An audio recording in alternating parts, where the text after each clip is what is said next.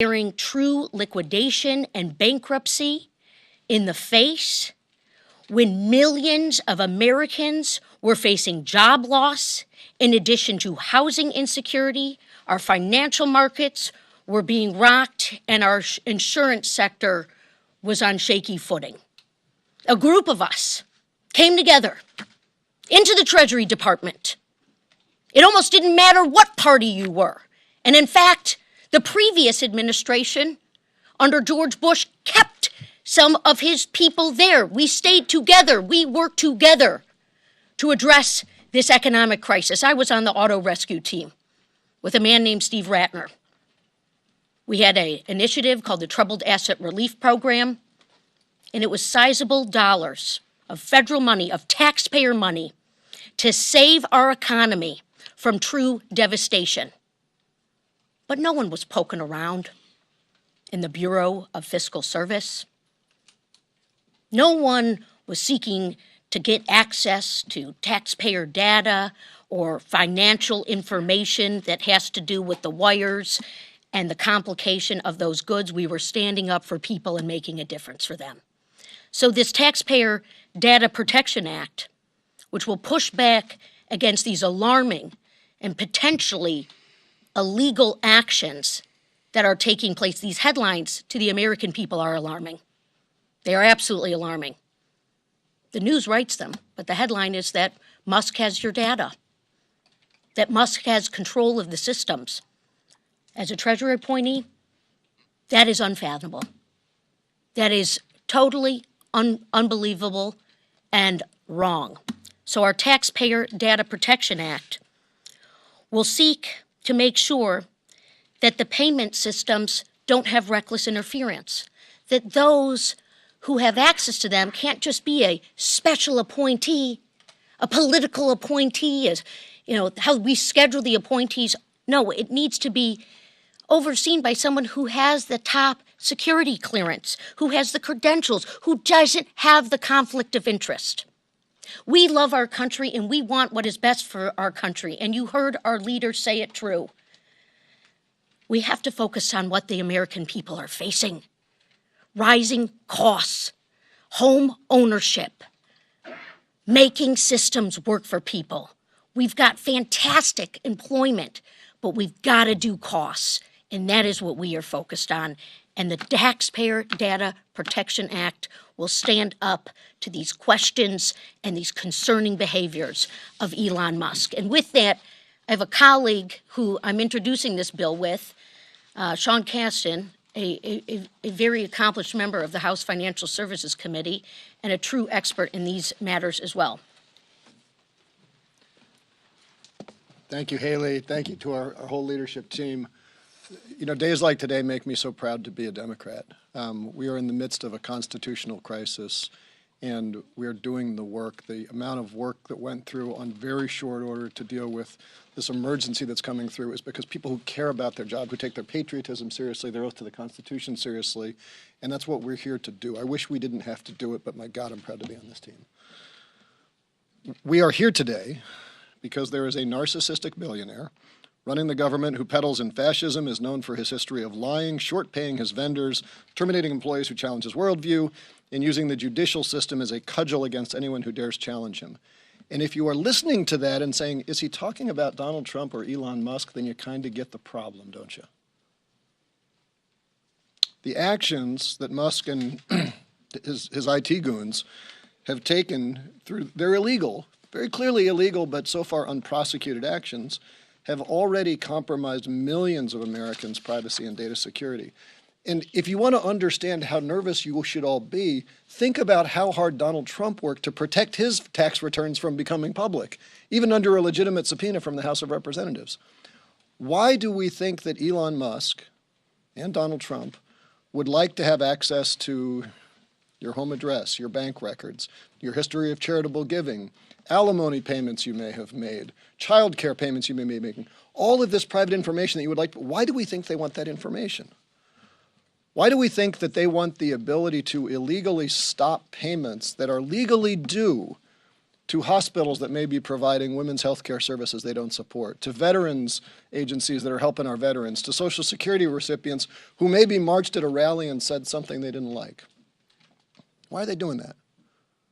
Why did they allow a bunch of let's be honest, practically children, teenagers, young 20-somethings, why did they allow them to go into systems that control trillions of dollars of Treasury payments that every one of our adversaries would deeply like to hack into, because if they could hack into there, they could destroy the U.S. economy? Why did they allow these children to go in there with unsecured software and hardware and tamper with those systems? Why did they do that at the same time that they were firing FBI agents, firing CIA agents? What is the consequence of that? If we close this barn door today, how much is already burned down? We don't know the answers to those questions. I wish we didn't have to ask. But those are the stakes of this moment. And there's an even larger question, as our leader alluded to.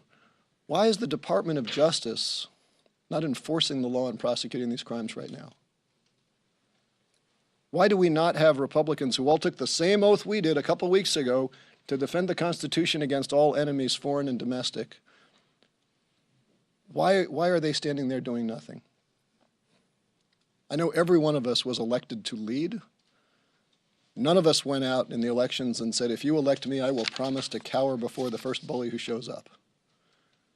That's what we're here to do, to lead. This legislation is an important first step. We're not going to stand idly by, and this legislation will become law. All we need is 3 Republicans to show a little bit of patriotism to join us in this effort. I know they're out there. I know they've got the patriotism. They just got to show the courage. That's where we are right now. Thank you so much. I should mention that our office has received more phone calls on this topic than anything in my 6 years of Congress. And I say that only because if I leave here early, it is only because we called a telephone town hall that's starting in about 30 minutes, and I have to be talking to people because they are all deathly concerned about what this means for them for all the reasons that I articulated. Hopefully I'll be able to stick around for questions. In the meantime, turn it over to our wonderful and talented Whip, Catherine Clark. Thank you so much. And thank you, Congressman Caston and Congresswoman Stevens, for bringing us the Taxpayer Data Protection Act, because this is going to address the deep anxiety across the country about Elon Musk hacking into Americans' most personal information and the illegal cutting of federal funding for critical services. Last week, I received a note from a public school teacher in my district. She was very concerned about what's going to happen to education and federal funding for her school. She worried about the grants that might not be there that help provide special education services in her school and across this country. She worried about the school lunches not being available for her students that need them. But the thing she told me she was worried about more than anything else, she wrote, "As a citizen of the nation, I am even more concerned about the overt power grab and overreach we're seeing from an unelected billionaire." I've heard the same thing from Head Start caregivers, from veterans and firefighters, from nurses and doctors at our community health centers, from seniors watching Elon infiltrate their Social Security and Medicare information, calling our office terrified, wondering if they're going to get their next Social Security check. The American people are paying attention. They have watched Republicans not just stand in silence, but cheer on the illegal actions that are going to make their lives harder, more expensive, and compromise the security of their personal information.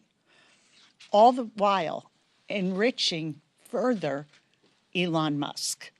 Democrats are fighting back with everything we've got, and we will use every tool at our disposal to protect the interests of the American people, to uphold the Constitution, and guard everyday families from this Republican billionaire's first agenda. Elon can buy a lot. He's the richest man in the world. But the American people and their security is not for sale. If House Republicans believe that the federal government belongs to the people, that the theft of taxpayer money is wrong, then they will join us in bringing this legislation up for a vote. In the House, it takes 3 patriots to speak out for their constituents and to stand up for their country, to stop stealing from the deserving, to further enrich the billionaire class. 3 GOP members can end this today. And now I'll turn it over to our distinguished chairman of the House, Pete Aguilar. Thank you, Whip Clark and Leader Jeffries, and I want to thank the leadership of Haley Stevens and Sean Casten for introducing this bill, because House Democrats will not sit by as an unelected billionaire with controversial ties to China is given access to the most sensitive personal data about the American people, and to potentially use that data to illegally cut programs that are vital to our national security just to help pay for tax cuts to benefit his own bottom line. We will not stay silent as House Republicans surrender Congress's constitutional power in order to allow MAGA extremists and conspiracy theorists to continue. We know that our colleagues on the other side of the aisle are just as outraged as we are, but they have to keep quiet out of fear of retribution from the MAGA extremists. We only need 3 Republicans with the courage of their convictions to join our efforts to protect the American people from this extreme and illegal overreach. Today, they're illegally gutting USAID, which prevents China and other adversaries from expanding their influence. But tomorrow, it's your health insurance. The next day, it's your mother's Social Security check. This is not what the American people voted for. The Taxpayer Data Protection Act will rein in the corruption we're seeing at the White House and put an end to this chaos. Turn it over to Leader Jeffries. On-topic questions? Thank you, Mr. Leader. Can you help me understand how this connects to the bill that you discussed with Leader Schumer the other day? Is it the same? Do they complement each other? Can you just help me clarify how this bill connects to what you... Yeah, it's our expectation that Leader Schumer and Senate Democrats will introduce a companion bill shortly. We believe that the unlawful access to sensitive and financial information for hardworking American taxpayers has to be stopped. And we know here in the House, unfortunately, that the House Republican leadership has demonstrated no interest in reining in this out-of-control behavior. Here in the House, all it takes are 3 Republicans to join with us to protect the American people. Mayor Jeffries, in addition to this bill, what do you see as the options that Democrats have to push back on Elon Musk's efforts and DOJ's efforts? We will continue to use the congressional arena as well as the litigation arena and the mobilization arena to push back against the far-right extremism that we are seeing across the board from this administration and from House Republicans. We will introduce legislation. We will move that legislation aggressively. We will work through the court system, and we will continue to communicate to the American people about what's happening, why it's happening, and why the promises that were made by Republicans to lower the high cost of living aren't being kept. This is day 18 of this new administration. Not a single bill, not a single idea, not a single initiative to lower the high cost of living. Housing costs in America are too high. Child care costs are too high. Grocery costs are too high. Utility costs are too high. And insurance costs are too high. We've seen nothing from House Republicans, nothing from the administration. They told the American people one thing, and they're doing another. And they're not even stepping in to protect the best interests of the American people, which is why the Taxpayer Data Protection Act is so urgently needed. Thank you, Mr. Leader. Can you attempt to answer your own question that you and Mr. Kasten posed, which is why is Elon Musk accessing all of this data through the federal agencies you mentioned, names, social security numbers, medical records, things like that? What is your worst fear here about why he is doing this? It's a great question. I'm going to yield to our two sponsors. Well, certainly we need that answer, but we know that we need the protection. This is uncharted, unprecedented ground. I'm telling you as a former Treasury person, let's be honest, as the leader just said. So, yes, all they need to do is we got to have 3 join us and get this bill passed. And by the way, my friends, the first Friday of this month is tomorrow. Jobs numbers are coming out. We didn't see a slip for the last 4 years. I just want to just talk about what I'm truly afraid of, and I'm saying what's happening. And to give some context, I was talking with one of my Republican colleagues and friends not long ago, and I said, what would it take for you to stand up to Donald Trump? And the immediate answer without a moment's thought was, how'd that work out for Adam Kinzinger? There is a deep fear of what a bully will do. Rule my dad taught me was when the playground, never start a fight, but if the bully punches, you punch him back harder, because that keeps him from coming back. Bullies are cowards at core. So what am I afraid of? That they are going to use data that they are legally not allowed to use to act as a bully. So what does that mean for my home state of Illinois, where our Governor Pritzker has been very forceful in calling him out? If they take control of the stop payments, does Illinois all of a sudden not get their Medicaid reimbursement money? What does it do for, someone, we've already seen him take security details away from Liz Cheney, right? While releasing people who attack cops out into the public. If they're willing to do that and threaten that, well, what might they do to someone who's on a fixed income but had the strength of their convictions? What they know is that every time we have faced crises like these in our history, inevitably the movements that have toppled tyranny have been led by people who had gotten to a point where they had nothing left to lose. The Parkland students who survived, the Mamie Tills of the world, right? If they can find those people who have almost nothing left to lose and say, well, I'm going to cut off your Social Security payments if you step up. I'm going to cut off your veterans benefit payments. I'm going to cut off your SNAP payments. This is despotism, right? And I think a part of our message to everybody is that fear is contagious, but so is courage.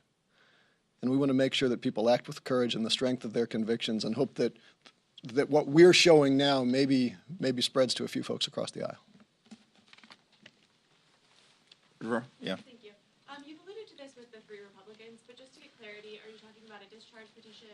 And if so, could you tell me a little bit about the timeline of that? And also, have you had any conversations with Republicans who you believe might be willing to sign up? We're going to explore all legislative options available to us. We know that this legislation needs to move, and needs to move with urgency to protect the best interests of the American people. And all it takes are 3 Republicans, only 3, to partner with us, and we can figure out the legislative vehicle to get this done in the House of Representatives.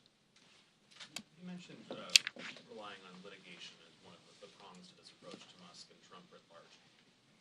What is your game plan if Trump does not abide by a court order, if they don't follow the direction of the court? What do you do then?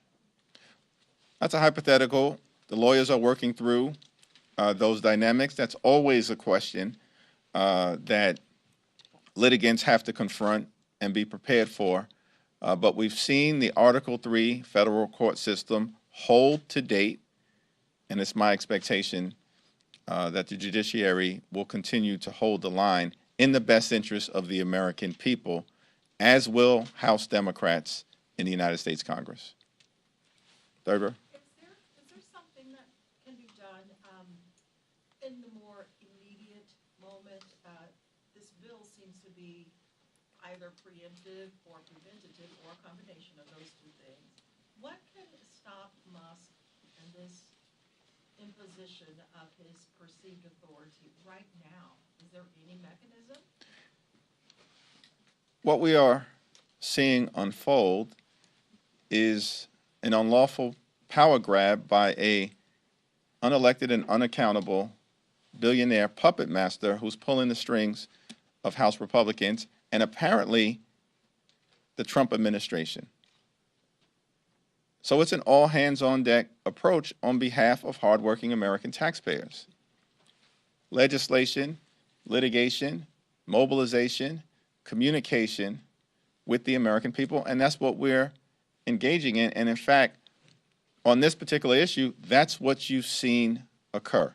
People have showed up at the Department of Treasury. We're moving litigation. We're speaking about the threats